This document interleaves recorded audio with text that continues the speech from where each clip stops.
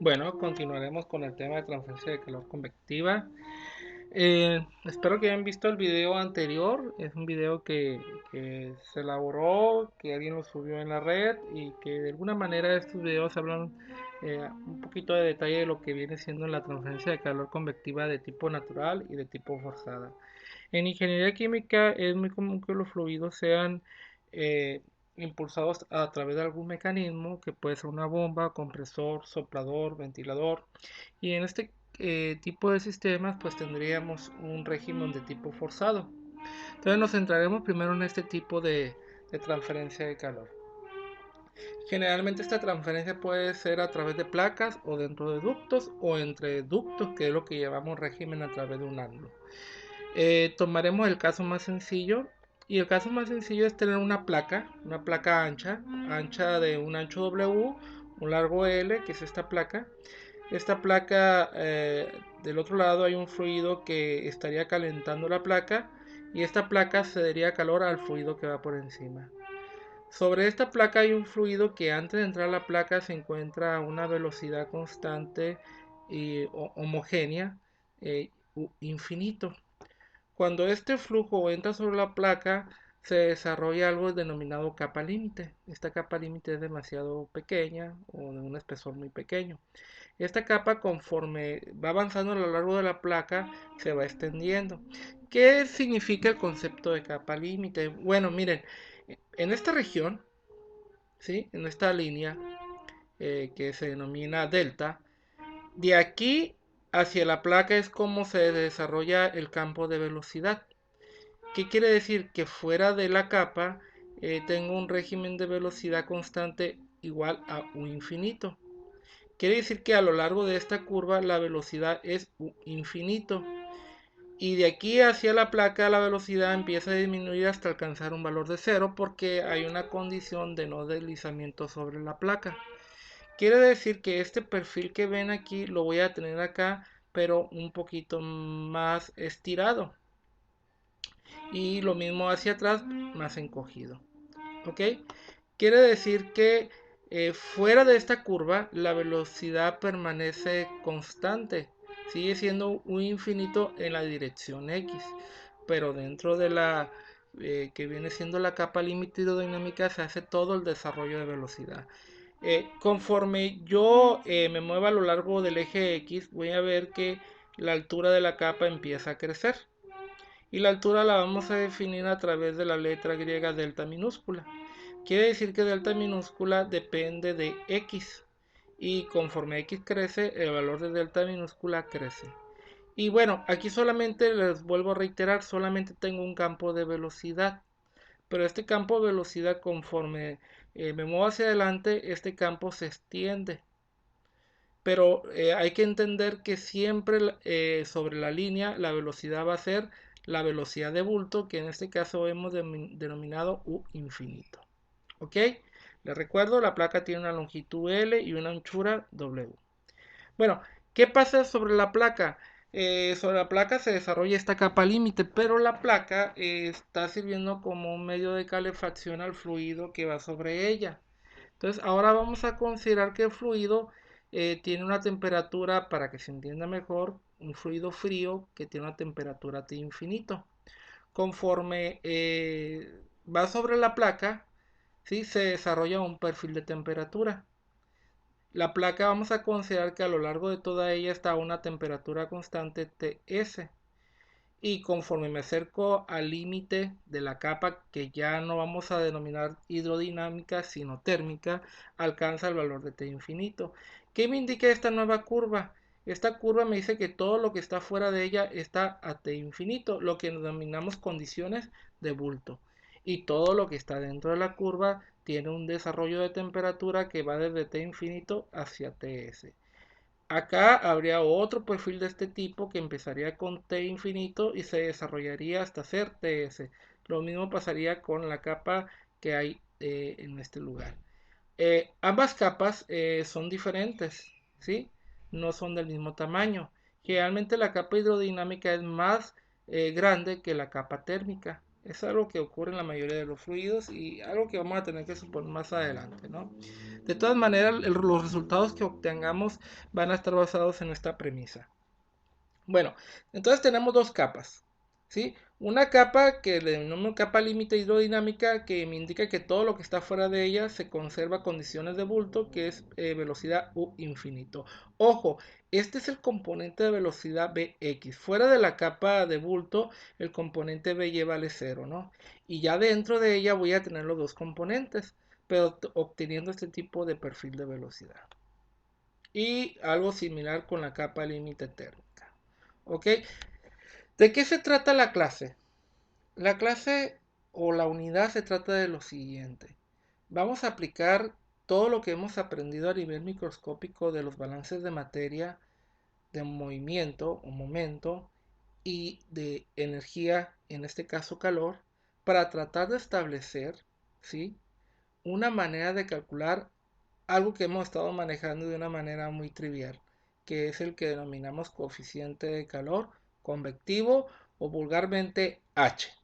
¿Ok? La idea es esta. A través de información microscópica vamos a tratar de evaluar cuánto vale H en términos de condiciones como son la velocidad del sistema o propiedades térmicas como la conductividad térmica, la densidad, la capacidad calorífica, la viscosidad y obviamente va a depender de la geometría. En este caso hemos abordado el problema más sencillo que se puede tomar en cuenta, que es una placa plana extendida y con propiedades constantes y con el régimen más sencillo de trabajar, que es el régimen laminar, que si ustedes recuerdan es uno de tipo parabólico. ¿Ok? Bueno, ¿qué es lo que buscamos? Se lo reitero. A través de las ecuaciones microscópicas, la idea es resolver todas las ecuaciones y tratar de evaluar el coeficiente H. En ingeniería química es muy común que en vez de evaluar un coeficiente determinemos números adimensionales que contiene toda esta información y que esos números adimensionales se pongan en términos de otros números adimensionales que traen información del proceso.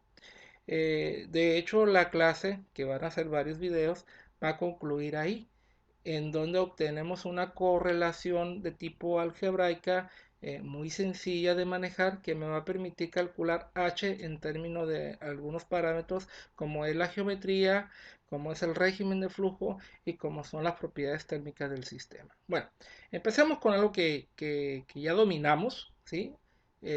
A través de las diferentes unidades de transferencia de movimiento y de calor y empecemos a trabajar con ello. Primero, tenemos algo que denominamos balance de materia, ¿sí? El balance de materia que me dice, nos dice lo siguiente, nos dice que la divergencia del campo de velocidad, ¿sí? En este caso voy a usar la letra U minúscula con una flechita arriba para indicar el campo de velocidad, es igual a la derivada parcial, ¿sí? Bueno, aquí tendría que ir la densidad,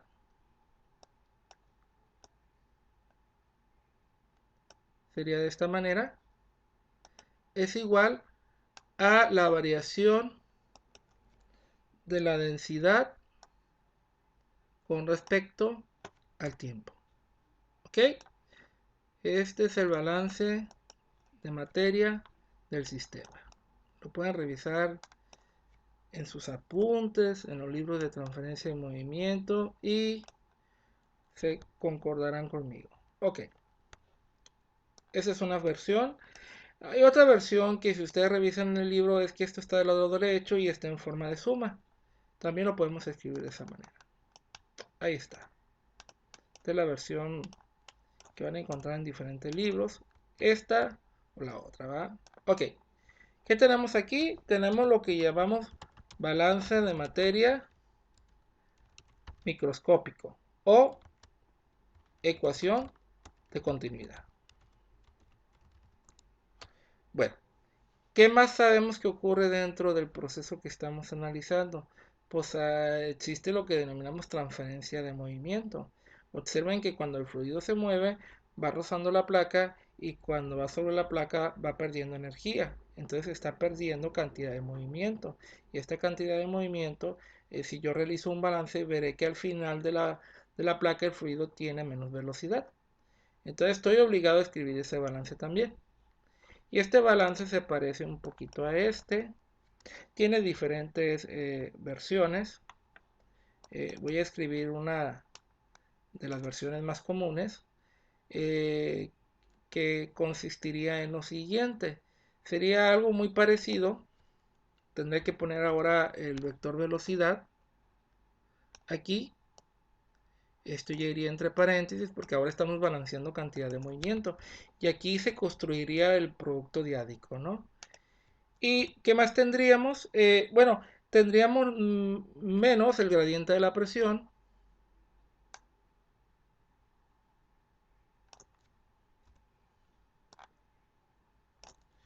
Y luego la menos divergencia del esfuerzo de corte o el tensor de esfuerzos de corte. Entonces nos copiamos esto, nos faltaría el producto punto aquí y aquí tendría que poner un tau. Ok. ¿Qué le falta a este? Los efectos de la gravedad. Entonces, este sería nuestro balance de cantidad de movimiento. ¿Ok? Bueno.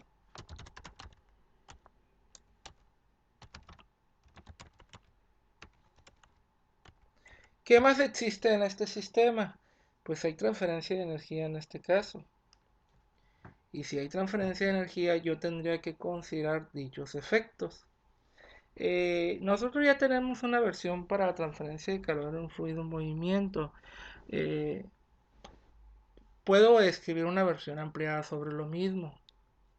Pero bueno, el balance de energía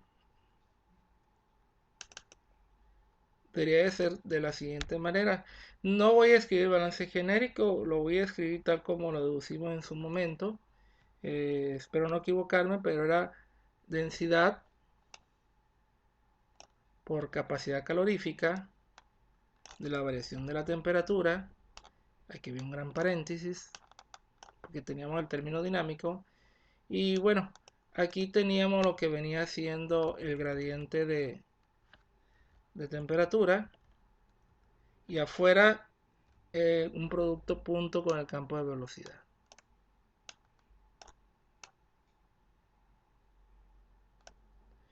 Y bueno, era algo muy parecido aquí en nuestro fluido. En vez de tener lo que venía siendo este de las fuerzas viscosas, teníamos el vector de flux de calor. ¿Okay? Lo vamos a denotar de esta manera. Y aquí, pues las fuentes de calor, ¿no? Las fuentes volumétricas de calor. No es un balance generalizado. El balance generalizado me obligaba a poner las entalpías aquí. Pero bueno, quiero que se vea tal como los hemos manejado en el curso. Ok, esta sería aproximadamente una aproximación de lo que es el balance de energía en términos de transferencia de calor. Ok, vamos a tratar de ir desarrollando esto en términos de las características del problema que queremos resolver. Primero, el sistema lo vamos a trabajar con un flujo incompresible. Es decir, que la densidad es constante. Si esto es cierto, el balance de materia se va a reducir bastante. ¿Por qué se va a reducir bastante? Primero, al no variar la densidad en ningún momento, bajo ninguna condiciones, pues esta no va a cambiar con el tiempo. Esto ocurre en la mayoría de los líquidos. Entonces voy a tener que la variación de la densidad con respecto al tiempo, porque el fluido no cambia de densidad, pues va a valer cero.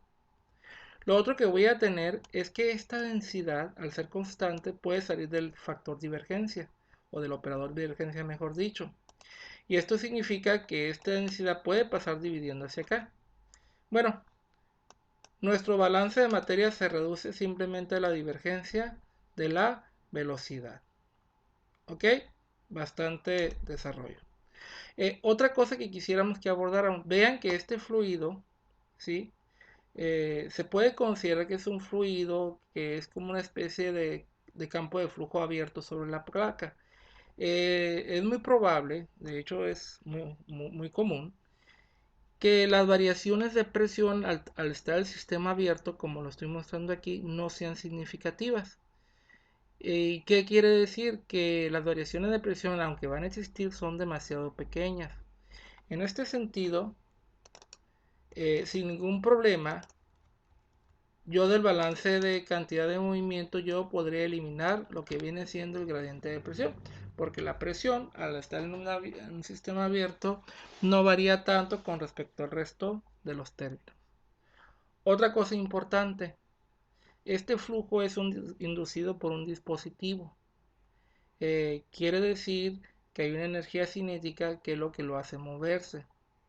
Generalmente dentro de una tubería los efectos de la gravedad dentro de la misma tubería, al menos que las diferencias de altura sean bastante enormes, pues no son importantes. Consideren que tienen un tubo horizontal de 3 metros, ¿sí? Y sobre él están haciendo o aplicando una transferencia de calor. Pues entre la entrada y la salida del flujo no es de esperar que haya una variación de altura significativa. Entonces, la parte de los efectos gravitacionales se tienen que despreciar.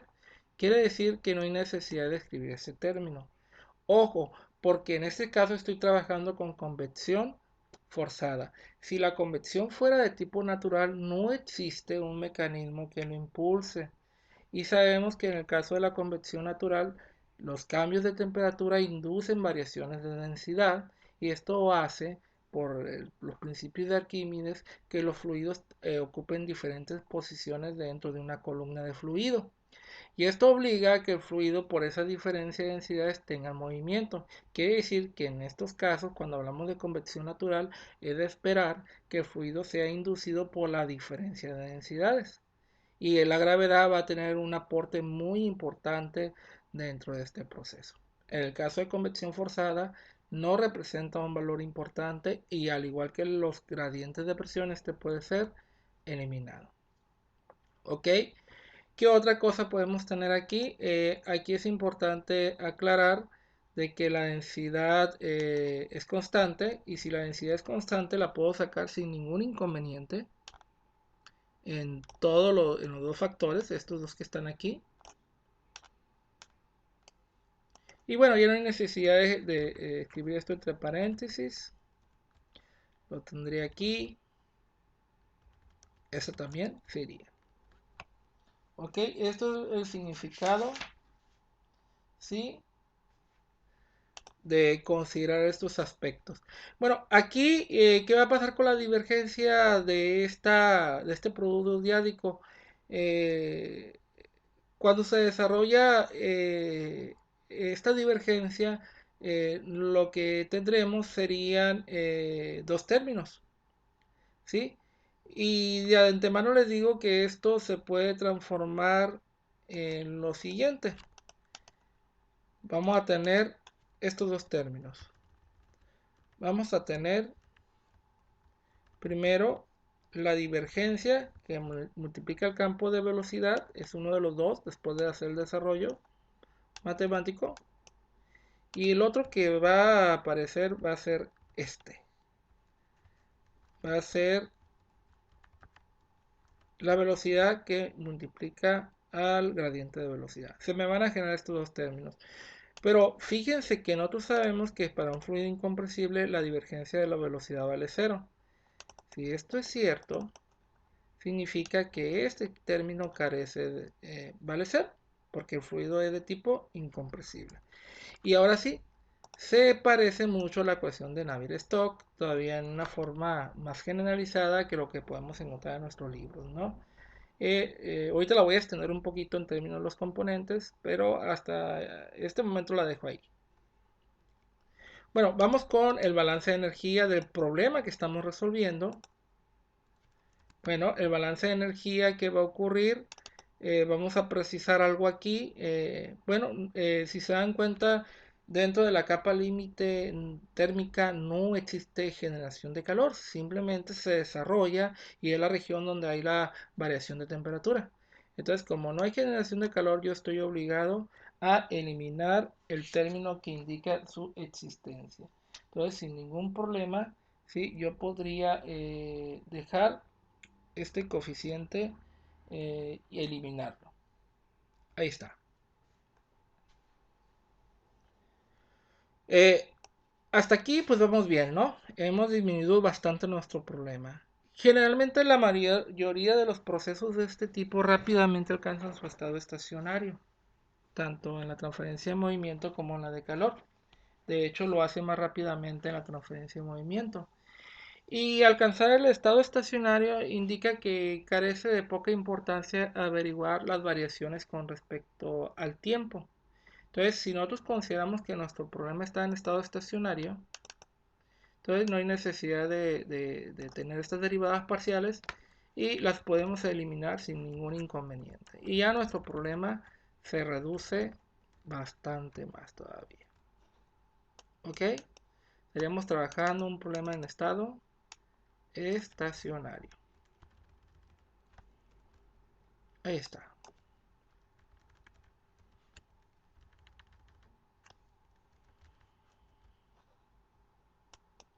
Bueno, ahora vamos a ubicar cuáles son las variables que nos interesan a nosotros. Primero, véase que en el campo de velocidad tengo la velocidad x en la dirección de izquierda a derecha, mientras que el componente y va en la dirección perpendicular hacia lo que viene siendo la placa, que funge como un sistema de calentamiento. Bueno, es importante entender que fuera de esta curva solamente hay un componente de velocidad, que es el componente Bx que vale U infinito. Y el componente UY pues vale cero. Pero es algo muy diferente dentro de la capa límite. Hay que entender, más adelante lo vamos a ver, que la capa límite está recibiendo materia del exterior de ella conforme la capa se desarrolla. Si esto ocurre, ¿sí? Entonces no podría deshacerme tan rápidamente del componente que les estaría comentando, que es el componente eh, UY. Y bueno, pero vean el componente Z. El componente Z ni siquiera está dibujado, pero obviamente que es un componente que es perpendicular al plano XY. Es un componente que va de aquí perpendicular a este plano. Y vean, el flujo solamente tiene un desarrollo principal en la dirección X, quizá algo en la dirección Y, pero en la dirección Z carece de sentido. De hecho, vean aquí se establece que el campo de velocidad dentro de la capa depende de X y de Y fuera de ella solamente depende, de hecho es constante, no depende de nada. Entonces no hay dependencia en Z.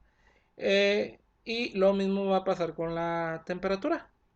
Vean, la temperatura que es un escalar es constante fuera de la capa límite y dentro de ella va a depender tanto de X como de Y. Porque el perfil va tomando una forma diferente conforme me voy moviendo en la dirección X. Y hay otra cosa importante aquí. El flux de calor más significativo, el único que hay, va en esta dirección. Va de la placa hacia arriba, que es en la dirección Y. No hay flux de calor en la dirección X. Entonces, por cuestiones de conveniencia, ¿sí?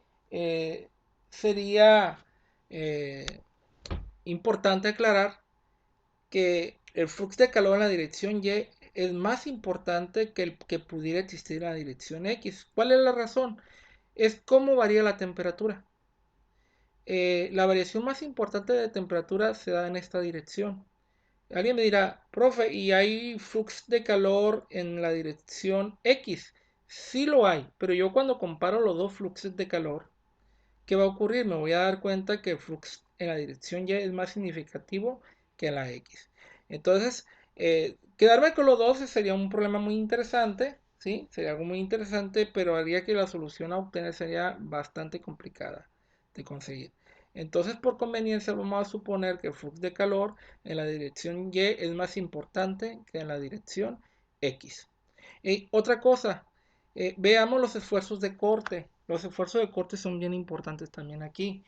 Véanse que la superficie de interés es perpendicular al eje y que el campo de velocidad se desarrolla en el eje X. O vaya, la fuerza de fricción más importante es en la dirección X y el área de contacto es perpendicular al eje Y. ¿Qué es lo que estaría explicando aquí? Que de los tau más importantes que debemos de considerar va a ser el tau XY. Es con el único tau que tiene valor aquí. Les recuerdo que al ser fluido incompresible, lo que viene siendo el tau XX carece de sentido. Y bueno, y va a depender de la nomenclatura que nosotros hayamos manejado.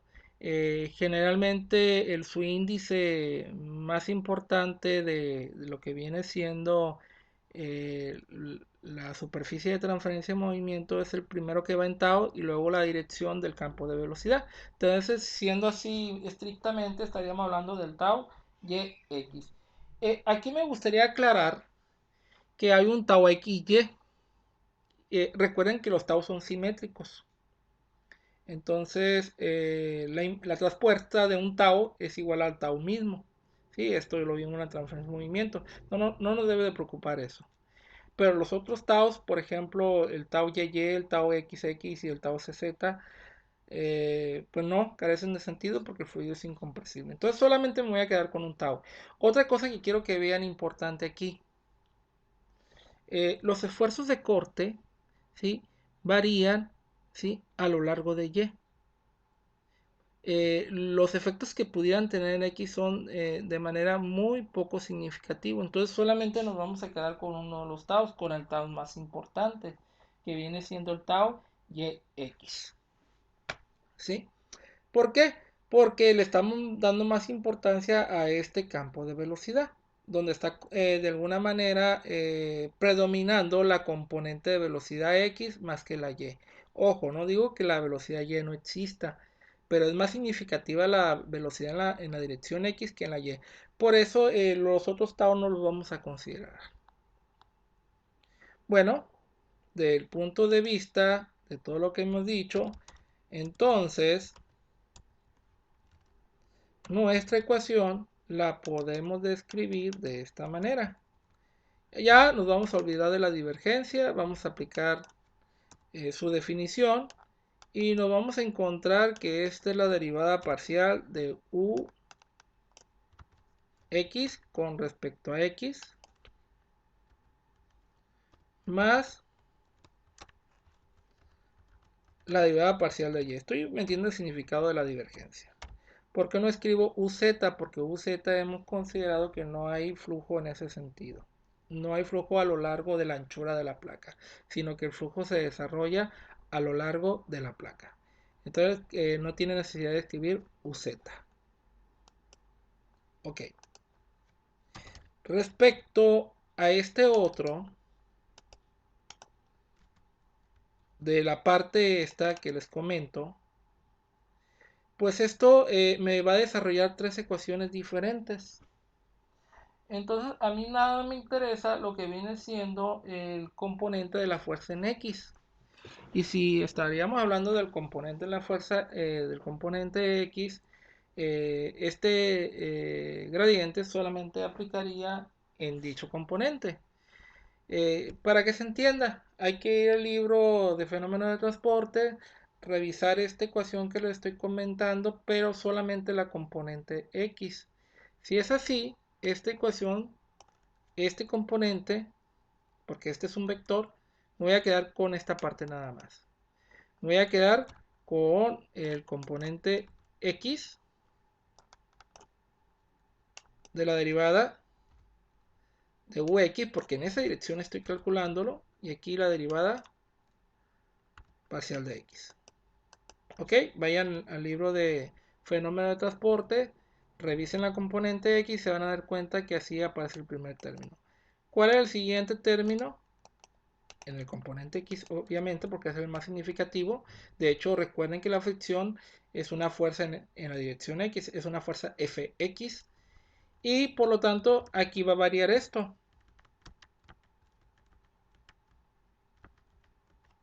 Y obviamente que hay un término más. El término adicional que existe sería 1 en z.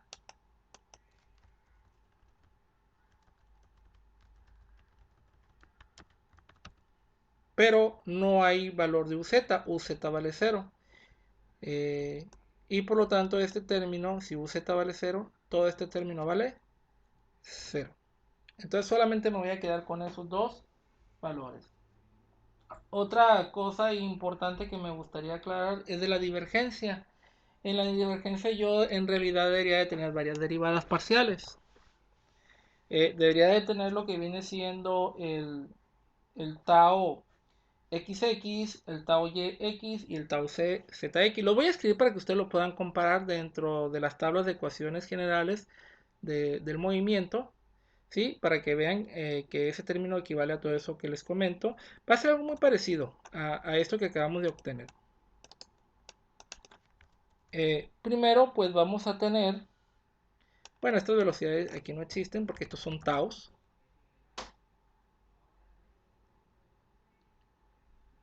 Entonces, les pido que revisen eso que les comento. No en términos de velocidad, porque tenemos la ecuación de Navier-Stokes, sino la tabla donde vienen los taus todavía. Y vean, voy a tener esta primera derivada aquí.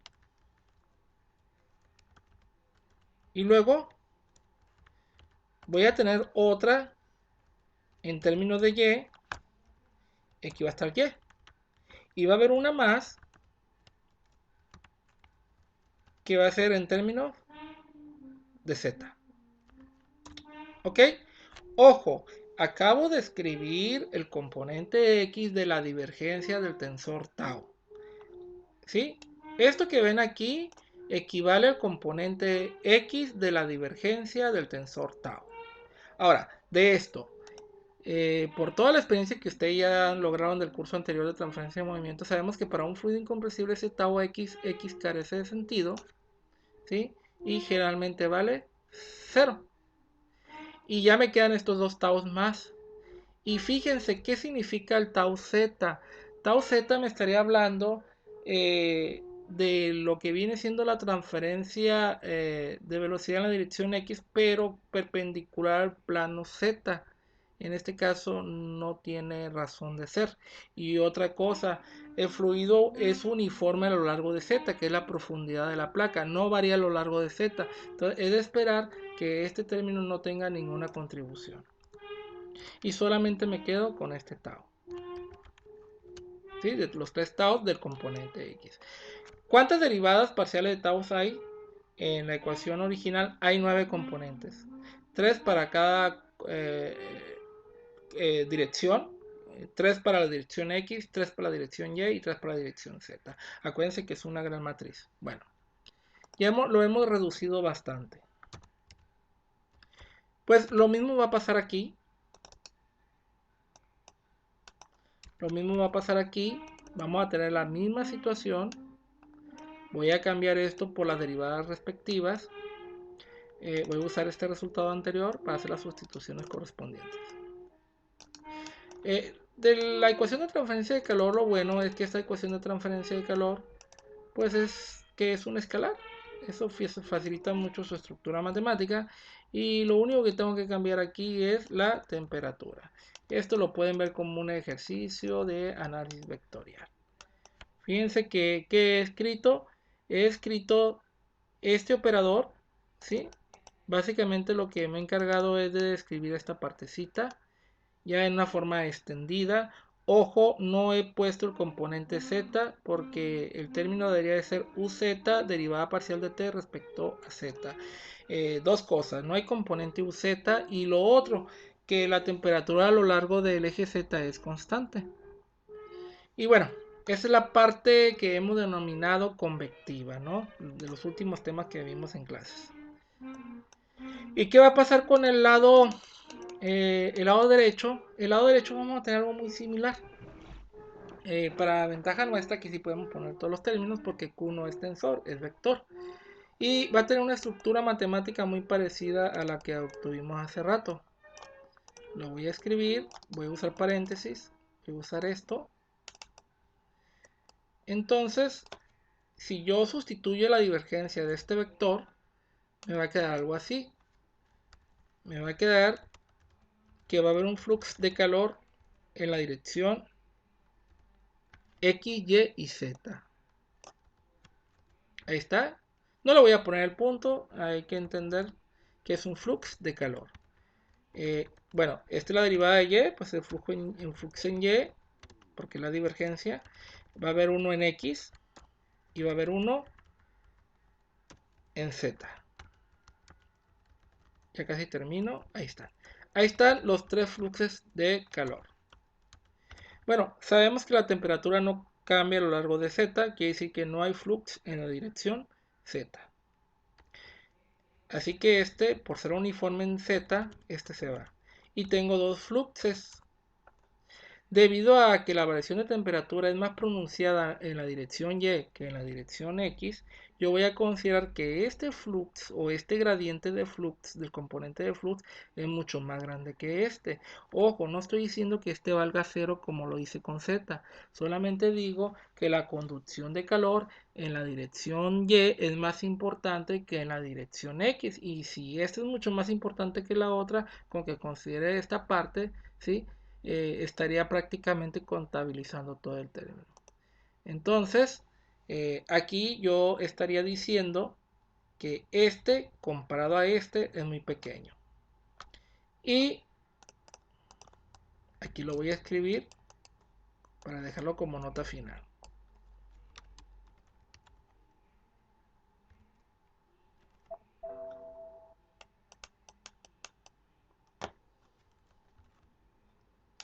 Debido a que este es o tiene un efecto muy pequeño comparado al otro.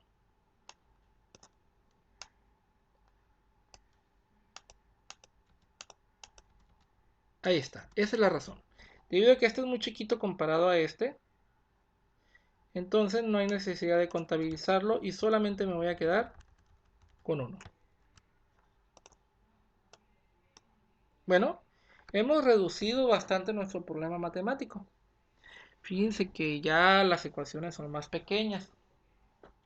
Nada más que recuerden que nos faltan la ley de Newton y la ley de Fourier. Primero, ¿qué dice la ley de Fourier? Bueno, empezaríamos con la de Newton.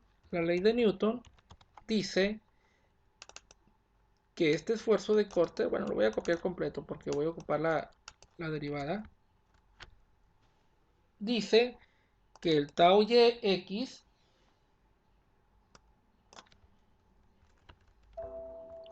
es igual a menos la viscosidad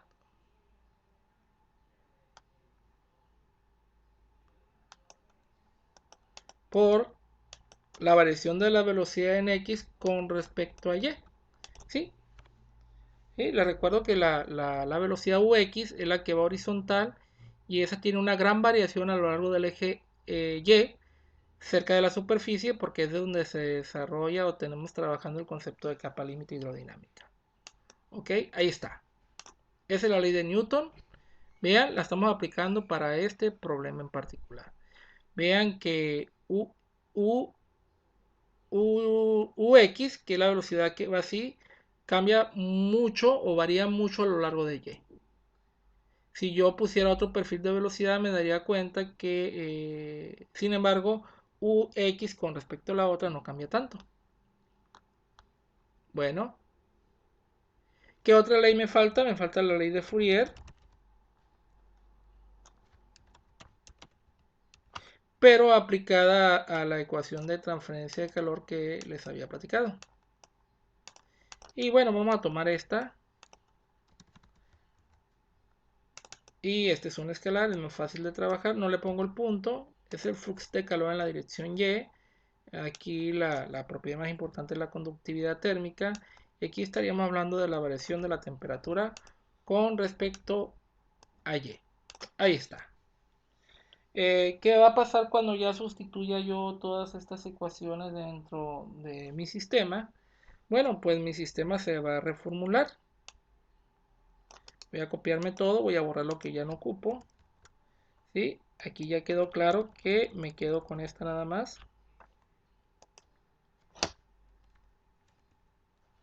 De aquí borro esto. Y fíjense, lo que tengo que ahora es sustituir esta ley dentro de aquí. Vean que cuando la sustituya, tengo una derivada de y y tengo otra derivada de y vamos a considerar que la viscosidad es constante. Vean el signo. Si yo hago esa sustitución, ya no va a ser negativo, va a ser positivo. Voy a tener la viscosidad afuera. Después de hacer la sustitución, va a estar en términos de u de x. Y esta va a ser una segunda derivada. ¿Ok? Eso me va a quedar. Y vamos aquí a borrar lo que también no ocupamos. Y voy a sustituir QY. Veanlo, aquí lo tengo. Lo voy a meter aquí. Voy a considerar que la conductividad es constante. Esta K va a entrar y va a salir. El menos K con el menos se va a volver más K. Y me va a quedar una segunda derivada de T respecto a Y. Entonces aquí voy a tener mi K. Aquí voy a tener la segunda derivada. Después de sustituir la ley de Fourier. Y ahí está. Vamos a tener esta nueva ecuación. Bueno, en ingeniería química hemos trabajado un poco alrededor de los coeficientes de difusión. Yo les manejé o les he estado platicando de dos. En el momento les hablé de lo que viene siendo la viscosidad cinemática, ¿sí? Que es la relación de la viscosidad entre la densidad, es decir, la capacidad que tiene un fluido para moverse de forma molecular con respecto cuando se mueve por bulto, es esa relación. Y por otro lado tenemos la relación que hay entre el calor que tiene para conducir sobre almacenarse.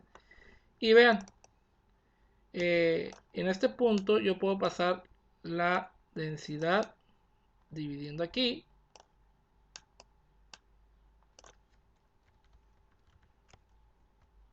Y no sé si recuerdan este concepto, pero este se llama nu. Es la otra viscosidad y es un coeficiente de difusión molecular del movimiento y usamos esta letra. ¿Ok? Y aquí va a pasar algo muy parecido. Esta acá lo vamos a dividir entre ρ c p. Carece de sentido tener paréntesis ya. Y sabemos que hay un coeficiente llamado alfa, que es el coeficiente de difusión térmica. Y este lo pondremos aquí. Bueno, tenemos tres ecuaciones que son de suma importancia dentro de lo que viene siendo la transferencia de calor. ¿Ok? ¿Cuál es la idea? La idea es tratar de resolver este problema. ¿Ok? Resolver este problema y encontrar lo que viene siendo los campos de velocidad de cada uno de ellos y de temperatura. ¿Qué es lo que buscamos? Buscamos una correlación para el coeficiente convectivo. Y aquí surge algunas preguntas que debemos de contestar. Primero, son ecuaciones diferenciales que tienen que ser resueltas. Y ya sabemos que toda ecuación diferencial puede ir acompañada con ciertas condiciones de frontera. Eso es muy importante a considerar. Entonces voy a poner las condiciones de frontera de algunas de ellas. ¿Sí? Por ejemplo, de esta última que obtuvimos, este es fácil de escribir. ¿Y qué sabemos? Por ejemplo, sabemos que en cualquier posición sobre la placa de calentamiento, la temperatura es constante. Me ubico, miren. El fluido adyacente o vecino a la placa esta está a la misma temperatura que la velocidad de la placa. ¿Qué temperatura viene siendo? Viene siendo Ts. ¿Y cómo yo describo esta superficie? Bueno, es la temperatura ubicada en cualquier valor de X pero cuando y vale 0. Entonces, si nosotros definimos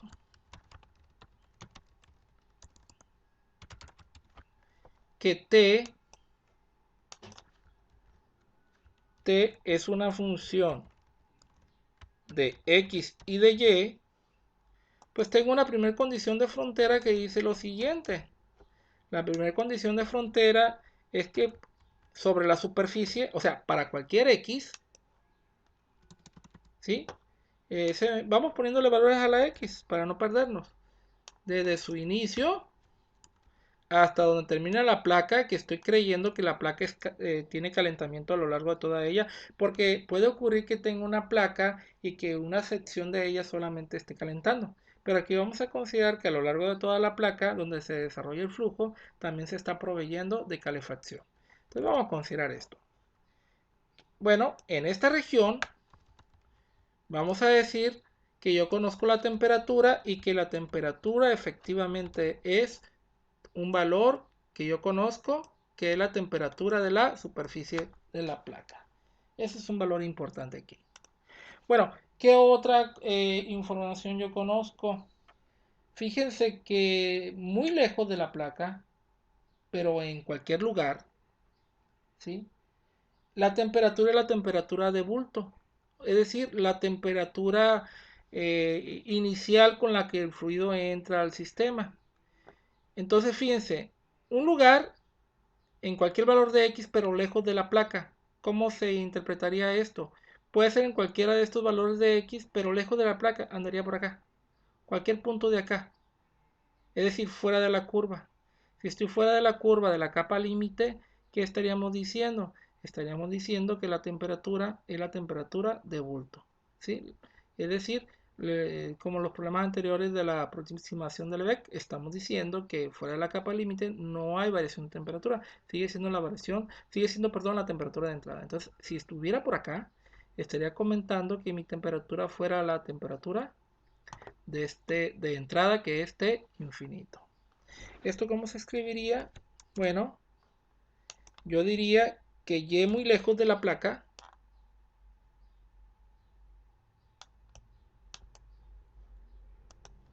en cualquier lugar sobre la placa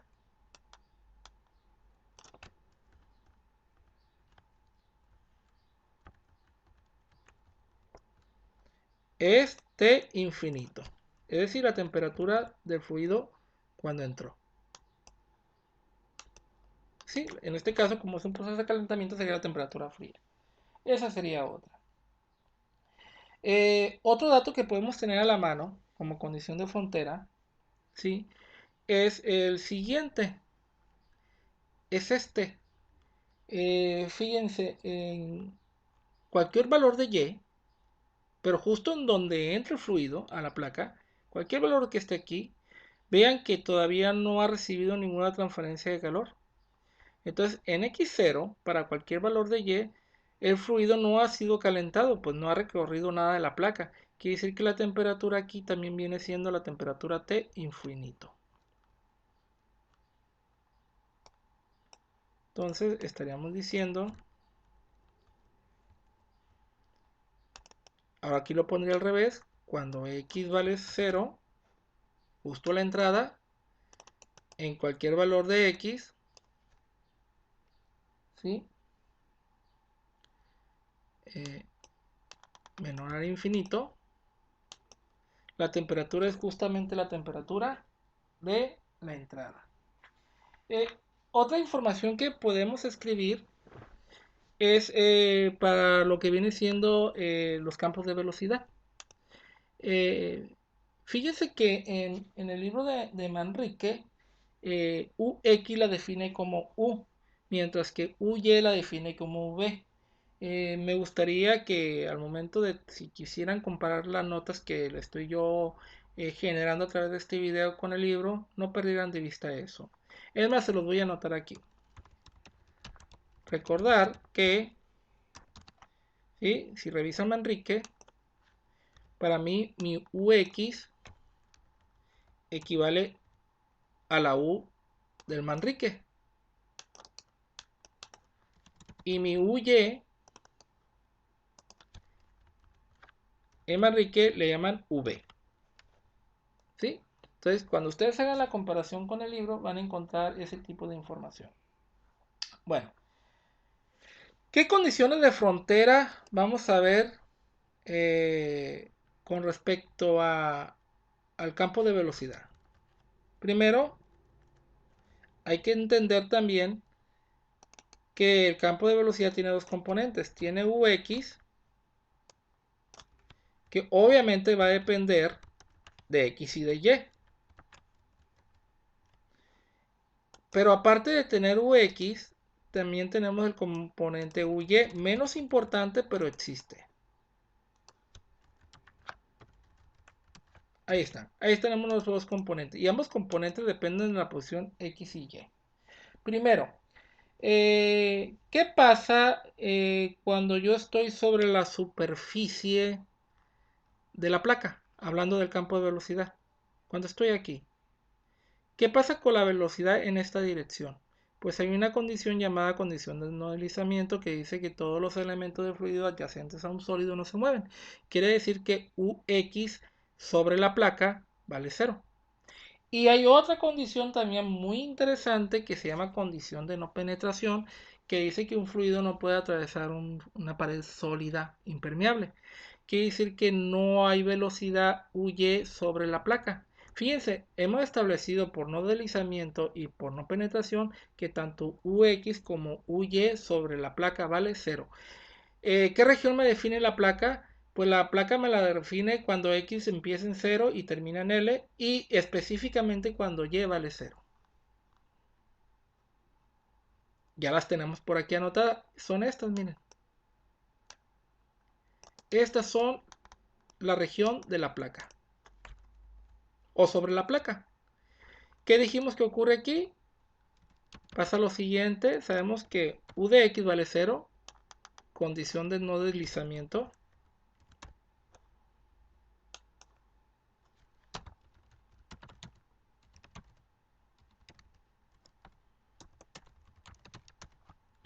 Y sabemos que la otra, la Uy, vale 0, porque el fluido no puede atravesar la placa. Es impermeable.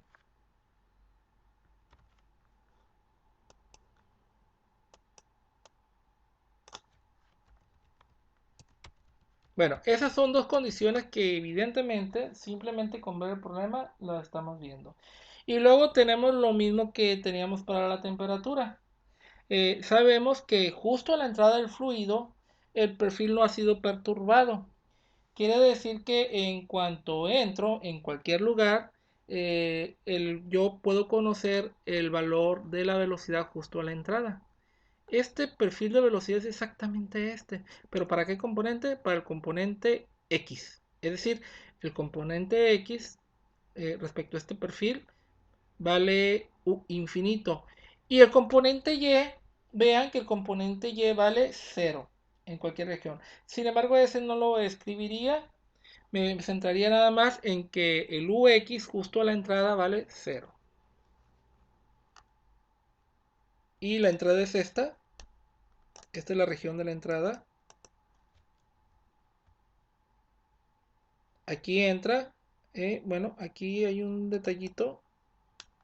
Este debe ser Y. Esa es la entrada y a cualquier altura sobre la placa.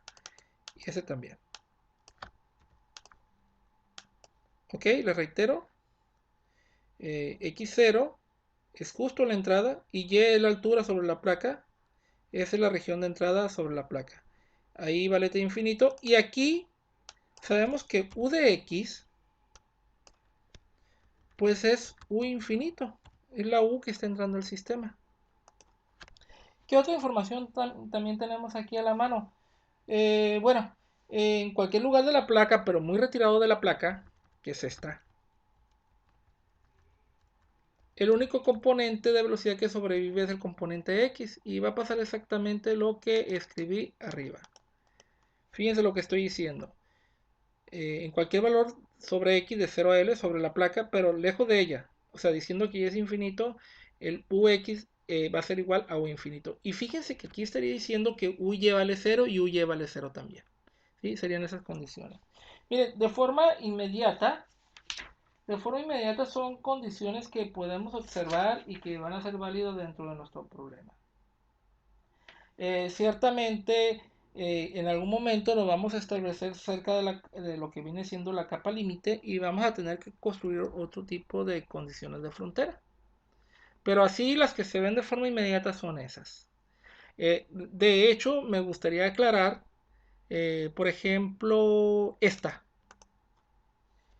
condición de frontera la podemos cambiar, ¿sí? Y podemos establecer que nosotros sabemos que la variación de velocidad solamente ocurre dentro de la capa límite. Y en vez de decir muy lejos de la pared, yo puedo decir cuando y valga la capa límite. Y justo en la región de la curva de la capa límite yo voy a establecer que es esta velocidad. Bueno, esa información yo la voy a ir precisando, acomodando, pero así de primera mano esto es lo que nosotros podemos decir. Bueno, ¿qué andamos buscando nosotros? Nosotros andamos buscando la forma de calcular el coeficiente h, ¿sí?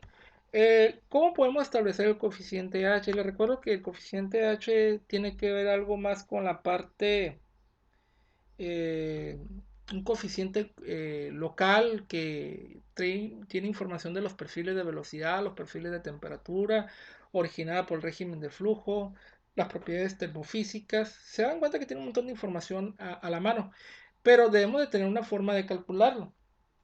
Una forma de calcularlo es a través de esta condición que hemos manejado de que la conducción de calor es exactamente igual a la convección del sistema. Entonces, por otro lado, vamos a tener esto, miren, algo que hemos manejado mucho en clases. Ojo, la variación de temperatura, la conducción está regida en la dirección Y. Y esta va a ser igual a H. Ojo, en este caso TS es más grande que T infinito, la temperatura de la superficie, y le voy a restar la temperatura de bulto. Esta sería la definición. Nada más que hay un pequeño problemita aquí. La H, conforme me muevo a lo largo de la dirección X, va cambiando de valor. Entonces a eso denominamos coeficiente local de transferencia de calor. Es decir, tengo un coeficiente de película que depende de la posición X.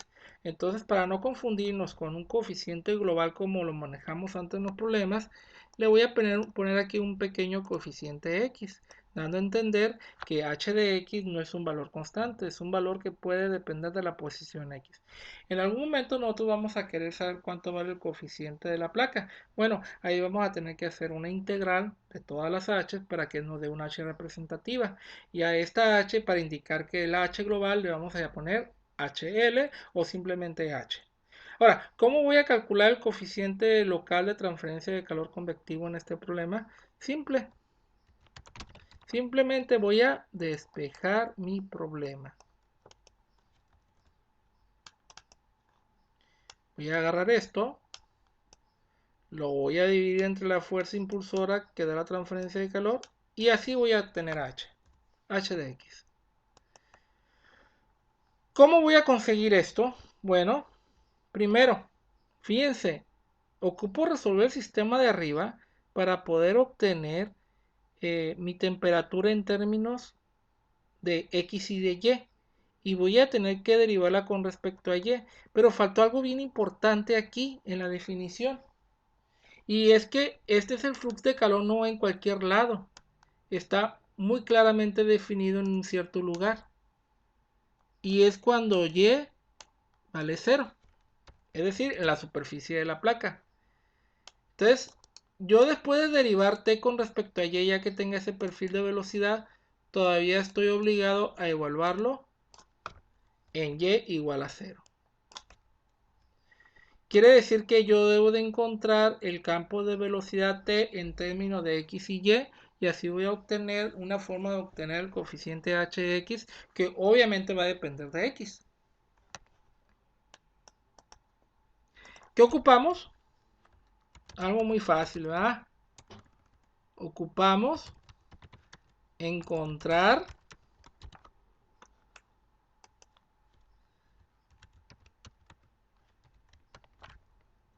esto.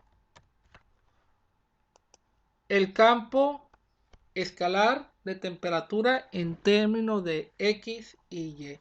Y de manera colateral, y de una manera muy interesante, fíjense que también vamos a obtener las funciones de la que viene siendo tanto la capa térmica, la capa límite térmica y la capa límite hidrodinámica. Vamos a tener que hacer algunos supuestos, obviamente, para poder resolverlas, ¿no? Pero bueno, nada que no se puede explicar en clases. ¿Cómo vamos a hacer esto? Vamos a usar algo que se denomina el método integral, ¿sí? Pero el método integral es un poquito difícil porque requiere de hacer balance de energía dentro de la capa límite. ¿En qué consiste? Tengo que tomar mi capa límite y tomar una pequeña banda. Es decir, déjeme ver si me lo permite el sistema. Ok, yo voy a tomar una pequeña banda de esta capa límite. Y sí, ¿de qué es? ¿De qué anchura? De un delta X. Es decir, voy a tomar un pequeño trocito de la capa límite, ¿sí? Y voy a tener que plantear en la capa límite hidrodinámica dos balances, uno de materia y uno de movimiento. Y esto mismo lo voy a tener que hacer en la capa límite térmica, porque voy a tener que establecer cuánta energía entró por aquí, cuánta salió por acá, cuánta energía le dio la placa y cuánta energía se perdió a través de lo que viene siendo la capa límite. ¿Ok? Ese es el concepto del método integral. Les adelanto un poquito lo que sigue. Lo que sigue es hacer un balance de materia en esa sección que les digo. Esto es lo que les comentaba arriba. Vean como el perfil de velocidad. Vean, aquí vale U infinito, aquí también. Esta es la capa límite hidrodinámica que va creciendo con respecto a X. Y vean cómo el perfil se alarga. Y hay una mayor variación, sería una menor variación de velocidad con respecto a X. Porque miren, tengo más altura y tengo el mismo cambio de velocidad. Aquí hay U infinito y aquí hay 0. Aquí la altura es menor, aquí todavía tengo U infinito y aquí tengo 0. Bueno, tengo que plantear un balance de materia en este sistema. Les voy a platicar cómo calcular o por qué son estas integrales que ven aquí. Tengo que hacer lo mismo para lo que viene siendo la cantidad de movimiento y tengo que hacer lo mismo para lo que viene siendo el balance de energía. ¿Ok? Entonces esto lo veremos en la siguiente clase. Y lo reitero, ¿qué es lo que buscamos a través de todo este desarrollo matemático que vamos a hacer en estas ecuaciones fundamentales de transferencia de calor y de movimiento? Bueno, es encontrar un coeficiente global del sistema de transferencia convectivo de calor. Y vamos a partir de encontrar primero el coeficiente local. ¿Qué requerimos? Requerimos encontrar la temperatura del sistema en términos de X y Y para poder resolver ese problema tenemos que plantear balances de materia, movimiento y energía en pequeños subsistemas de lo que viene siendo la capa límite hidrodinámica y la capa límite térmica. Eso sería por todo, por el día de hoy.